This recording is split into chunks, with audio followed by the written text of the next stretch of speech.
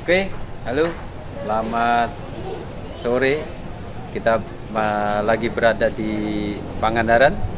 Hari ini kita mengenalkan bagaimana cryptocurrency itu ada dan bagaimana cryptocurrency itu sekarang beredar.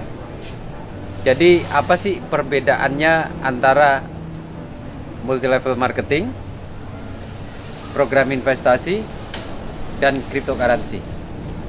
Sedikit saja saya terangkan sedikit tentang cryptocurrency ya. Itu berawal tetap dari multi level marketing. Jadi multi level marketing itu adalah perusahaan ya, penjualan langsung. Jadi di saat perusahaan itu mempunyai produk, kita sebagai orang banyak ini menjualkan produknya. Setelah itu kita mendapatkan hasil keuntungan itu yang selama ini untuk iklan, mungkin di TV, di media dan lain-lain, atau iklan berbayar.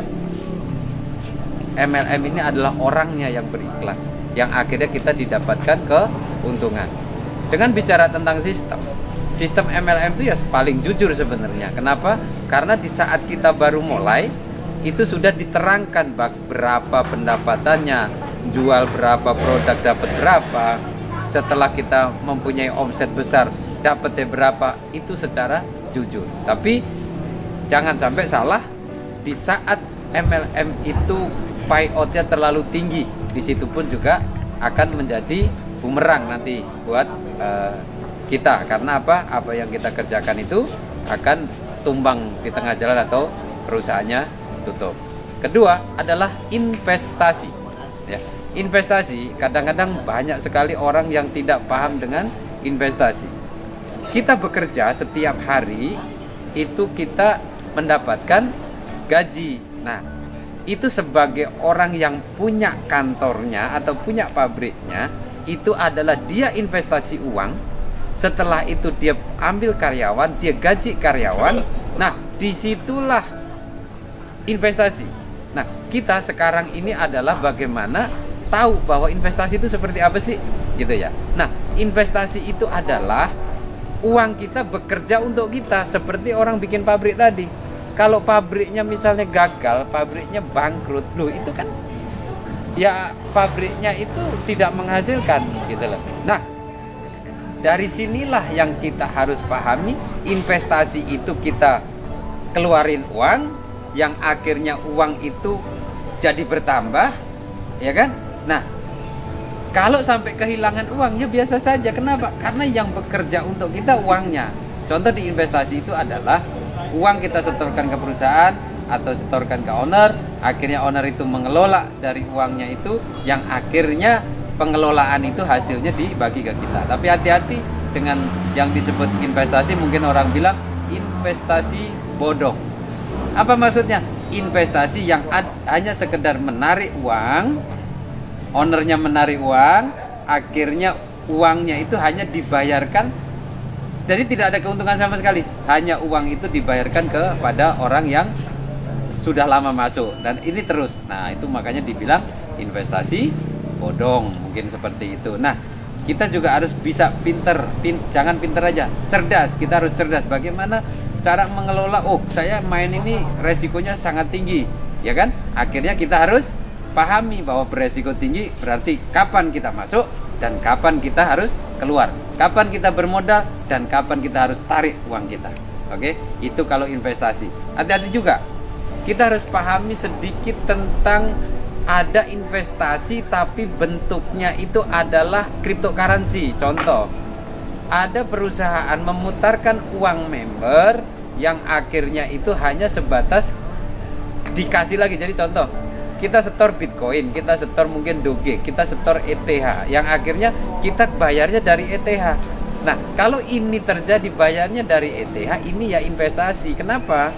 Karena uang yang kita setor ke owner ini atau ke developer itu, dia akan kasih keuntungannya koin bukan miliknya dia. Nah, itu sebenarnya investasi itu. Kenapa? Karena yang punya program itu bukan orang yang punya program bukan yang punya koin gitu, developer koinnya. Akhirnya itu juga dibilang investasi. Jadi hati-hati di saat ngomong tentang cryptocurrency, hasilnya adalah koin yang sudah ada di market sudah tinggi, yang akhirnya nanti sebenarnya tahu-tahu juga hilang juga. Karena apa? Karena buyout dari orang yang masuk sama orang yang keluar, nanti hasilnya akan tidak sebanding. Itu investasi. Jadi jangan terpukau dengan investasi cryptocurrency. Ya, sebenarnya itu duit kita dibeliin Bitcoin, setelah mendapatkan berapa persen per hari, nanti dia akan membayar ke kita. Nah, cryptocurrency adalah sebelum menjadi aset, kita harus menciptakan orangnya dulu, populasi manusianya dulu. Ya, manusia sebanyak-banyak yang memakai koin kita itu, dan yang utama adalah koinnya juga harus punya koin developernya, karena dia akan menaikkan track dari developernya itu. Jadi cryptocurrency awalnya harus berkembang dulu. Kita harus bekerja, mengembangkan dulu sampai mengenalkan orang-orang itu kenal. Bicara tentang koin atau cetak koin atau bikin koin atau menjadi developer koin, itu sangat mudah. Itu hanya punya uang berapa puluh juta juga udah bisa gitu. Tapi pertanyaannya yang mahal adalah di saat bagaimana orang itu mengenal dari cryptocurrency ini. Ya, cryptocurrency ini dikenal sama orang. Nah, ini biayanya ini sangat mahal. Bahkan bikin koinnya mah murah, tapi biaya untuk mengembangkan sampai orang paham itu, sampai orang mengerti, orang mengenal tentang koin kita itu miliaran itu. Enggak cuman sebatas sangat mudah itu gitu. Enggak gitu. Nah, oke. Nah, setelah itu kita punya komunitas yang besar, banyak orang memakai koin kita, akhirnya itu akan menjadi kebutuhan pokok enggak? Gitu. Nah, kebutuhan pokok, contoh misalnya koin itu harus dibelikan mesinnya, harus dibelikan miningnya, itu boleh tuh. Kenapa? Karena koinnya itu ada gunanya, itu yang penting. Kalau koin itu tidak ada gunanya, cuman hanya sebatas kita beli dapat berapa persen terus dikasih koin lagi, ya bubar. Karena hanya perputaran, hanya di posisi di antar anggota, antar member berkoin. Nah, disitulah developer harus cerdas bagaimana supaya mengadakan produk atau apa yang dibutuhkan sama keluarga besarnya atau sebuah komunitasnya itu, yang akhirnya menjadi alat tukar yang akhirnya dicari. Nah, ini yang penting. Nah, setelah kita mencari, banyak orang yang mencari, yang tadinya aset sebenarnya itu tadinya sebenarnya adalah manusianya, aset sebenarnya. Tapi setelah manusia banyak ini dia memakai produk kita, itu akhirnya produk kita yang menjadi aset yang disebut cryptocurrency. Ingat, cryptocurrency itu sebenarnya hanya sebatas angka atau sebatas manajemen kantor yang dipindah menjadi cryptocurrency, atau di dalam mesin itu pembagiannya, pengurangannya, pengaliannya, diperseninnya itu benar-benar fix 100%. Sampai detik ini udah 10 tahun lebih cryptocurrency Anda, belum ada yang meleset gitu.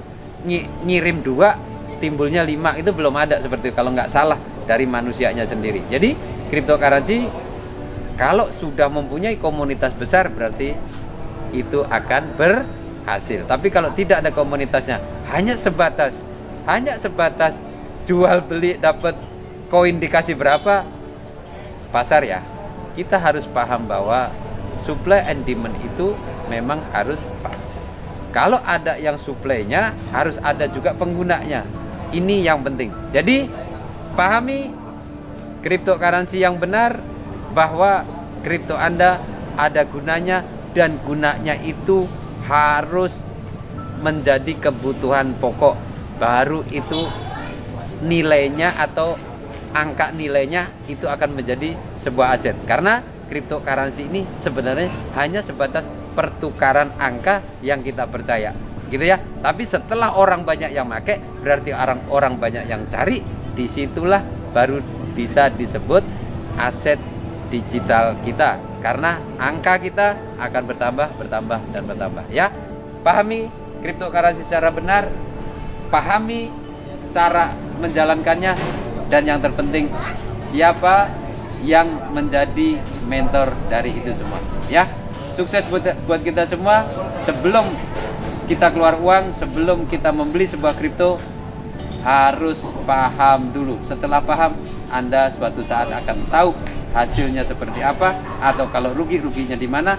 Itulah yang disebut bisnis secara real, bisnis secara bagus, bisnis yang perlu kita perjuangkan. Ya, sukses buat keluarga besar Kencana 5. Saya Wahyu Kencana 5 selalu berharap Anda sukses bersama keluarga besar Kencana 5. Sukses buat kita semua.